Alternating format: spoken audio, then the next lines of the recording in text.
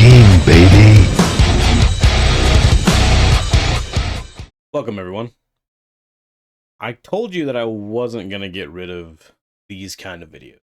The videos that are unboxings or discussions or random things like that, hauls, etc. Now that I have this set up a little bit more, there's going to be some things that are going to change both in the background and over here on the other side of my desk because I got to move some stuff around, get rid of some things, stuff like that. But for the unboxing videos and haul videos going forward, I want to do like this. I want to do all the unboxings, hauls, and any kind of video that would be structured like this. I want to do in this format. Also, because of all this, and once I get things fully set up and like all kinds of other things, maybe even a green screen and so on, I might even start dabbling in streaming more, which would be a lot easier to do. I still don't know if my computer will really be up to snuff for streaming. It is a gaming laptop that I've added more RAM to. I can no longer put any more RAM in it. And I mean, if I do any streaming, it's going to have to be like indie games and boomer shooters and stuff like that that are a lot less taxing on everything. So, anyway, to get down to brass tacks, let's get to today's topic. So there's a big company that does documentaries on YouTube. A company I've been following for a long time. I've been following documentaries and stuff for a long. I love making ofs for video games and movies. I loved what Gamumentary was doing back in the day, and when Noclip started up, I mean they are like the best in the business, and it was awesome to see them get to do both Half-Life 1 and 2 as actual licensed stuff under their other label, which is like Secret Tape or something like that, or yeah, so it was something like that. It's still the same people for the most part. Anyway, they put their first documentary on Blu-ray out, the first physical version of any documentary they've done on Blu-ray, and it was definitely one of their best. And for a game that I have, for some unimaginable reason, have yet to beat, even though I love everything about it. So let's get down to that, right? That is why we are here. That is for the Hades Developing Hell Complete Series documentary on Blu-ray, which I thought it was funny when I got it in, but it's on Blu-ray, right? But it's in a regular DVD-sized case. It's not in a Blu-ray case, it's in a DVD case.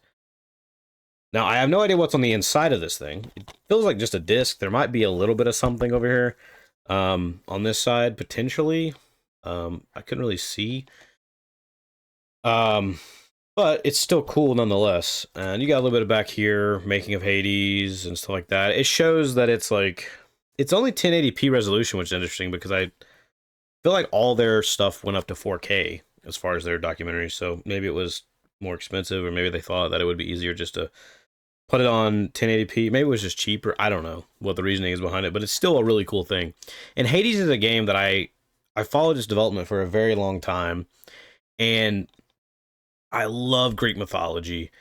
I love this game's interpretation of Greek mythology. I love the characters. I love the hub world, the customization, the combat, the hack and slash dungeon crawler gameplay. It's even my favorite roguelike. And I've come very close to beating the game on a couple occasions, and I've put a lot of time into the game. I really have. I love it so much, and I still need to beat it. I still need to play Hades 2.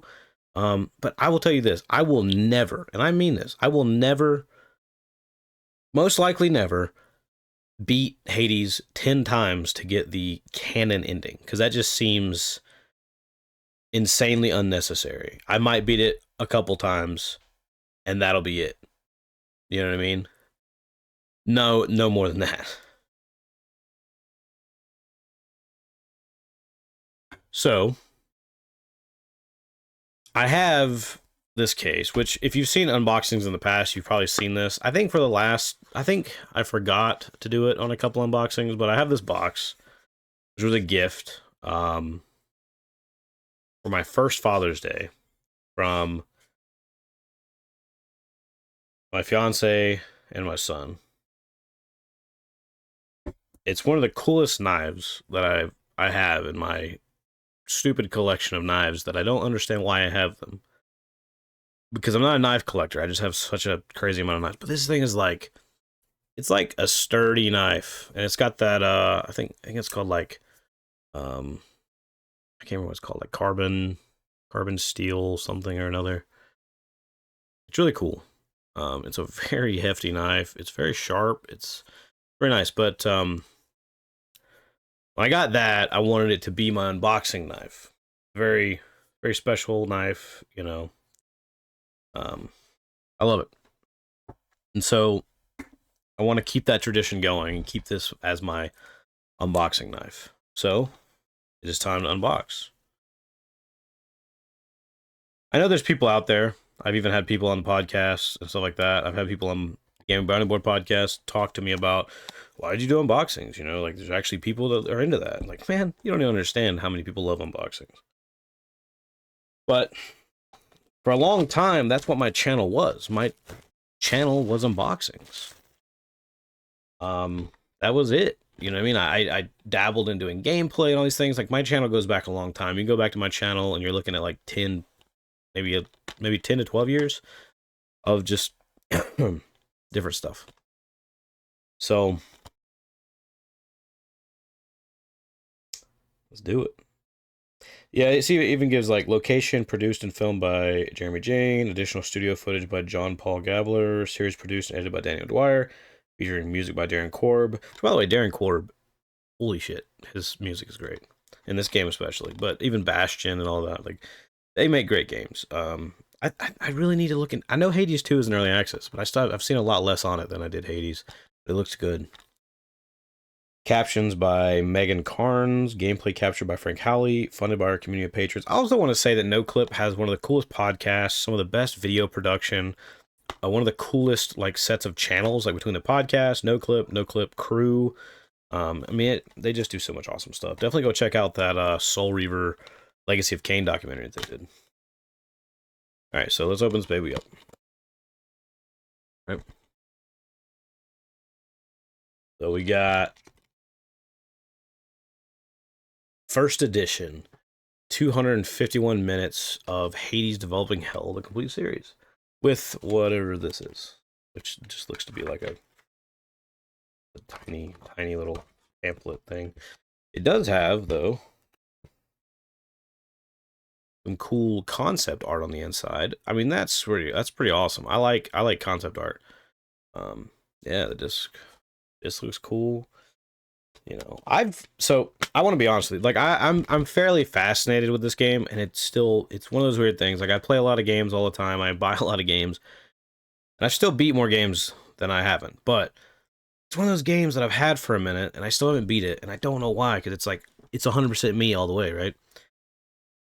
I'm so fascinated. But I've seen this documentary so many times. Like, it's kind of insane how many times I've seen this documentary. But yeah, so I mean, I'll get around to beating it, don't worry. There's a lot of cool stuff I'm trying to work on, but see what is in this thing. Oh my. This is kind of cool, actually. Alright, I'm gonna read this for you guys. Looking back on Developing Hell by Greg Kasavin, creative director, Supergiant Games. Even after covering video games for years and years as a critic and journalist, I still couldn't have rightly told you what making games was really like. Most developers held the details of their mysterious art very close to their vest, becoming uncharacteristically chatty only when it was time to promote their latest work. Was game development really the sensational dream job and or the horrid pit of despair it's sometimes made out to be? I think my desire to know the true game development experience was part of the reason I became a game developer myself. In 2018, after more than a decade into my game development career, we were in the early stages of making a game called Hades. We decided to develop it in early access, meaning we'd launch an unfinished version players could opt into and give us feedback on how we were doing. Building a game out in the open like that was going to be a big change from how we used to do things at Supergiant. We wanted to lean into that and be more transparent than ever about our development process. So we thought maybe we could document the whole thing on video too. But we already had our hands full. That's when I reached out to Danny O'Dwyer of Noclip. Danny had been creating amazing documentaries for his crowdfunding Noclip channel for some time. Would he be interested in following the story of a small studio whose project was much closer to the beginning than the end? Thankfully, yes. He was, and I know I speak for everyone at Supergiant when I say I'm deeply grateful for it. None of us knew how this story was going to end. Maybe that's part of what made it intriguing. We invited Danny and his colleague Jeremy into our studio and day-to-day lives. From creative meetings to tense moments, everything went wrong. And since the Noclip team couldn't be with us all the time, John Paul from our studio shot tons of supplemental fly-on-the-wall footage to give Noclip total access. All told, this story took more than 2 years to tell, and it's now available in this format, re-edited by Danny from the 6th original episodic installment of Noclip's Developing Hell series. So won't you please join us and find out for yourself what making games is really like? I love that. It's cool. Even if I stumbled a little bit there and, reading everything. Sure, not all development stories turn out quite like ours did, or feature such a stunningly attractive cast of characters. But I hope we've captured some bit of universal truth about the true game development experience while working on Hades and while speaking to Danny and Jeremy for developing Hell. Thank you very much for watching. Greg Kasavin. A Match Made in Hell by Danny O'Dwyer, the producer of Noclip. Video game studios are suspicious of outside eyes. No more so when they are in the throes of the creative process. The messy, unfiltered, chaotic plight of bringing an idea into reality. I can't say I blame them. Man, I feel you. That was me. Making every video I've ever made. Here at Noclip, we spend our days telling other people's stories, documenting the creative efforts of video game developers so the players may learn to appreciate the craft on a deeper level. But it's easier to talk about the problems along the way once the cake is out of the oven. This is why most of our work has been in the form of retrospectives. Conversations with developers about the game they just made, or perhaps one they made years ago. It's rare to talk to somebody about their creative process while they're still processing it. When Greg approached us about covering the early access development of Supergiant Games' latest title, I couldn't believe my luck. Not only was this studio known for making fascinating games, but Greg was somebody I'd looked up to for years in his previous life as a game journalist. The retrospectives we film require honest, often difficult communication with PR departments, so the idea of embedding with a studio over a number of years sends shivers down my spine. But Greg valued our editorial independence as much as we did. He understood where we were coming from, perhaps better than anyone else working in game development. I couldn't have said no if I wanted to. The fates wouldn't have allowed it.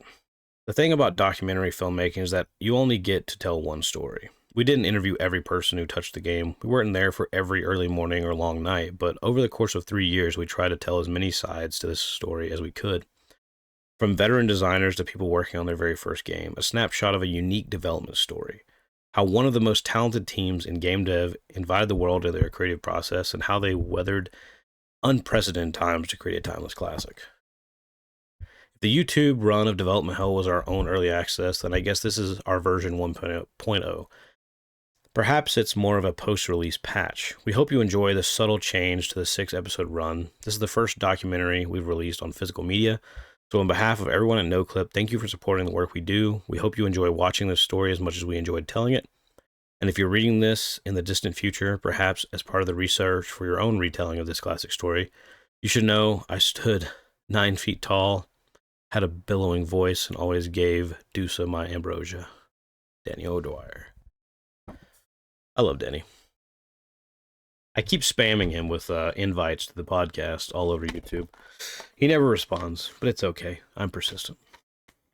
But that's that, and it's awesome. I cannot wait to stick this in the Xbox and watch this bad boy.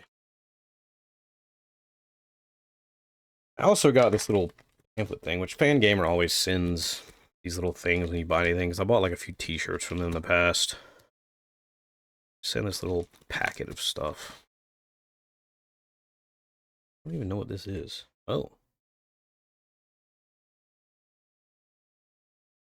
They sent me a Citizen Sleeper like card thing in it. Like when I won that raffle, which there's an unboxing from a raffle I won at GameStop that had a bunch of just random ass merch in it. That's actually kind of cool. Artist Series Collection number 32, summer of 2024.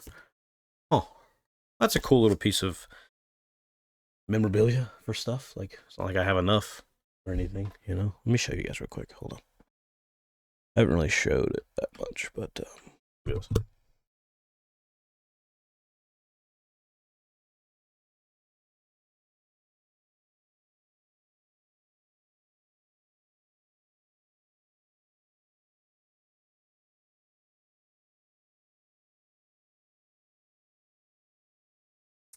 course, they always send this little, like, merchandise catalog thing. It's always got a bunch of cool stuff in it. Fangamer does a lot of cool stuff. But the main two are these 80s stickers, which I thought were cool. Which I can add to my collection of stickers that I have no idea what to do with. I have no idea where to put them. I don't know what to do with them. I don't know. But anyway, 80s Developing Hell, the complete series. I'm excited. Like, this is pretty awesome. I was happy that I got it. As soon as I got the email notification, hey, it's ready. I was like, oh, you know, like I instantly bought it. Instantly bought it. It was a must-have. Now I'm ready to watch it, just binge it. Like, yeah, it's really long ass documentary.